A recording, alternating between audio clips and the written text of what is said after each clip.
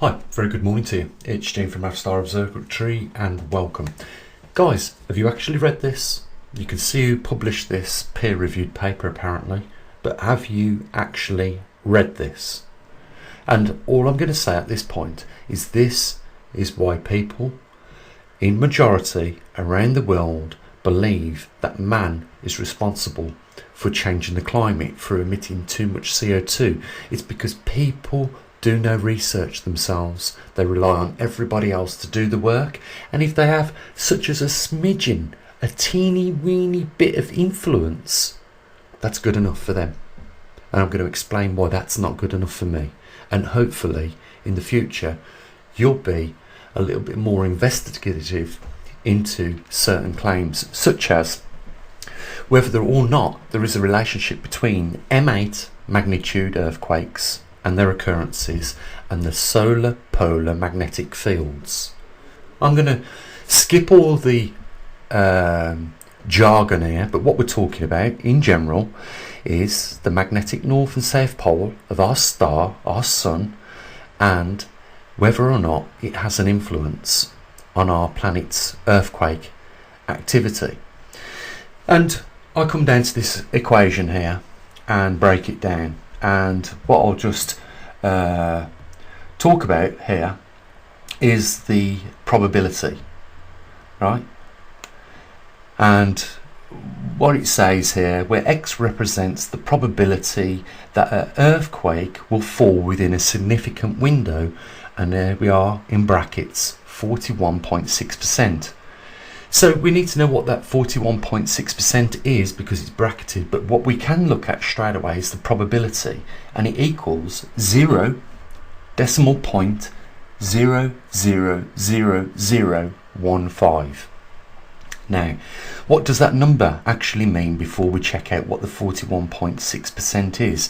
Well, the 0.000015 is, as we can see here, the calculated p-value, which is the probability, is, guess what, 1 in 90,000.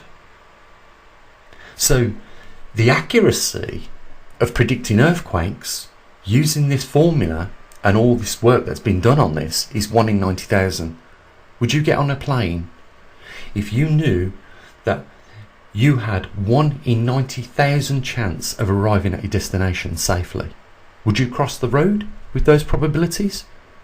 My point is this, is that you don't read these things. People publish them and they don't explain to you all the ins and outs, and he's going to hate me for doing this, but here is the reality, right?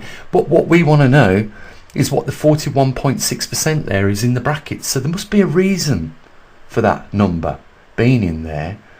And if we go up to here, we'll just outline where it mentions it. Right, under this hypothesis, one would expect approximately 41.6% of the earthquakes over the time period to fall within the significant window. One would expect, and that's why he's put that number there in the bracket. But he admits the probability of his own predictive tool is 1 in 90,000. And I don't know why he submitted this for peer review. I really don't, because I would have been embarrassed, because what he's actually done is prove that there is no relationship between M8 earthquake occurrences and the solar polar magnetic fields of our sun. And you know what? You shouldn't expect there to be in any case.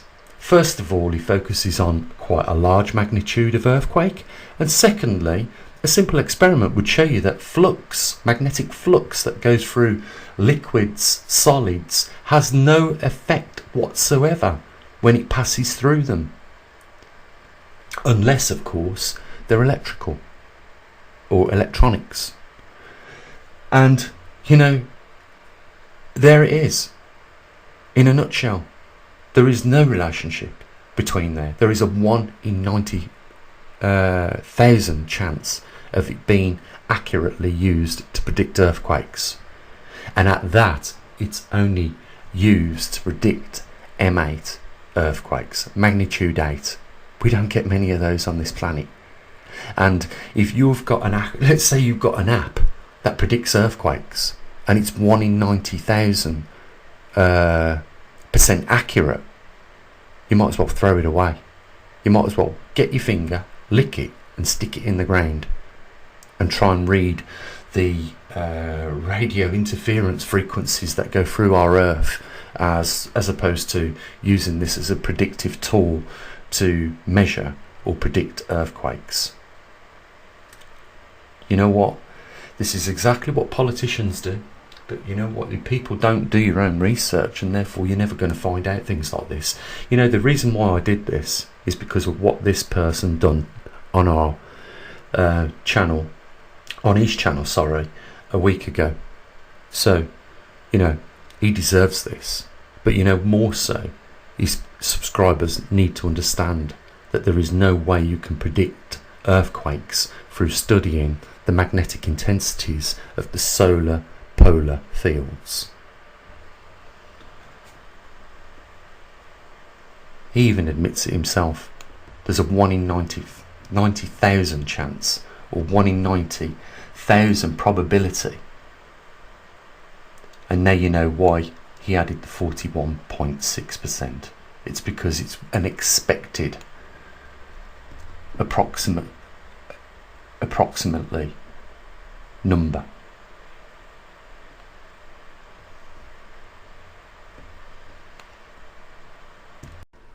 Trust me, everything you need to know about our star at the centre of our solar system is here on this page that we've dedicated for you guys to come and have a look free of charge. It's there, and this is just one of the pages on our websites that cover a lot of the anomalies that take place with not just our solar system, but with our own Earth, and those anomalies like the Earth going through a magnetic reversal. You can look at Schumann frequencies, you can look at sea ice extents, you can look at satellite images of weather. It's all on here, and if there's information related to the sun and you need to know about it, it's on here. You've got the KP index, you've got the aurora, you've got the WASO app here that shows you where the solar flares are, going at any particular time. And I'll just say this, if we did ever experience a major CME come off the sun, we have very little time to prepare for that in any case. You probably have at the most 2 days, and that is if we don't experience something like a Carrington event, because what made the devastating CME so much worse was that there was another coronal mass ejection before that one that cleared the debris, so that the second one could arrive much quicker. So you'd have probably at the best 2 days notice, and if there was a major eruption of the sun, trust me, it'd be all over the news. It really would. And if it wasn't all over the news, channels like this one here would be screaming that information to you. Like I say, if you want to daily check the information, go over to the poleshiftnews.com website. We've got it here. And if you are interested in other anomalies, then we cover them already on this website. It's free. You're under no obligation to support what we do here at this observatory, but what we do, and what you should know by now, guys, is we don't just talk about the nonsense that is regurgitated daily on a lot of the YouTube channels. We actually collect our own data using our own equipment, and we put that up there for your speculation as well as our own. There's a link down there if you want to help support us, but if you're not a supporter, that's fine. You know what? You're probably not really interested in the anomalies that are taking place on your planet. You probably take it for granted every morning that the sun comes up and goes down. The fact that we're going around our sun at almost 74,000 miles an hour usually would, at that speed, disintegrate something. But the fact we've got a magnetosphere that protects us, is again taken for granted by a lot of people. They just don't care this day and age, because all they care about is their own wealth, their own well-being, and it does not extend usually outside their home. And because of their inability to support things like what we do here, is why information is not freely available to the other 90% on our planet right now about the events that are actually taking place and are actually already at those people's front doors. People already in the millions have been affected by the effects of this Earth going through a geomagnetic reversal. And like I've said before, time and time again, it will affect everybody. The only reason we're not putting the word out as much more as what we could do is because the lack of funding. The only reason we haven't got an actual observatory building, apart from the one where I live right now, and I've had to utilise space in my own home so that I could put the equipment in there, is because we haven't got the great funding that we could do with. We can't even apply one single person because the amount of funds that we raise is so insignificant. Yet other people on YouTube are making themselves millionaires through doing pranks, for doing stupid things. It's like they want you to be dumbed down. They don't want you to be informed of real things that can really affect your life. And just some of the things that we've discussed here on this channel, if you had the inclination, the motivation, you certainly have an opportunity. You could have made yourselves millionaires already. We've been predicting the things that are taking place now 4 years in advance, and in some cases many more years in advance. It is an injustice in this day and age where people do the actual work, where they've actually got credibility, and yet they get the least support. It's criminal. If anybody came from another world and saw what was going on our own Earth, they would say this is an undeveloped species that is not at a level of interaction at this moment. They would do a complete 180 and fly back out our solar system. I wouldn't even be surprised, whilst we're talking on such a level, that there isn't outer market beacons outside our solar system warning other intelligent human or life forms out there that this is an undeveloped species. What drives the ambitions on this Earth is money motivated. And how many times have I heard it?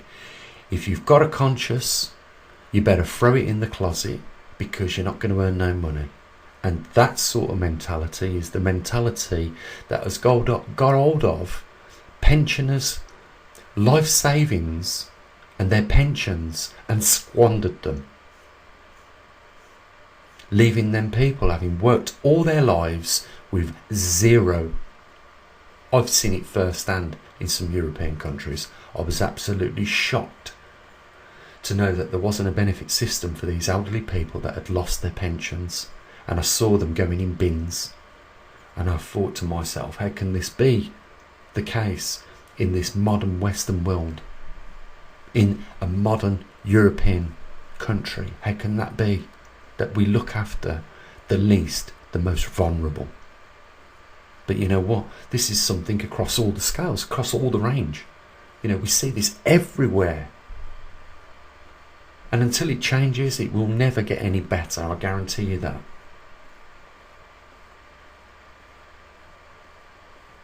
There's a link down there if you want to support somebody that I believe I do deserve to be supported. The link's there. But you know what? That requires motivation. You've got to get out your card, you've got to fill out that little form, and you've got to make a donation. I know it's your hard-earned cash. What about my hard-earned time? What about the 10 years, the decade that I've put into this?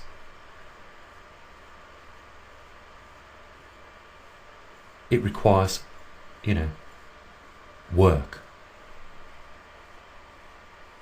Link down there, guys. You enjoy the rest of your day. I'll say what I usually do. Bye for now.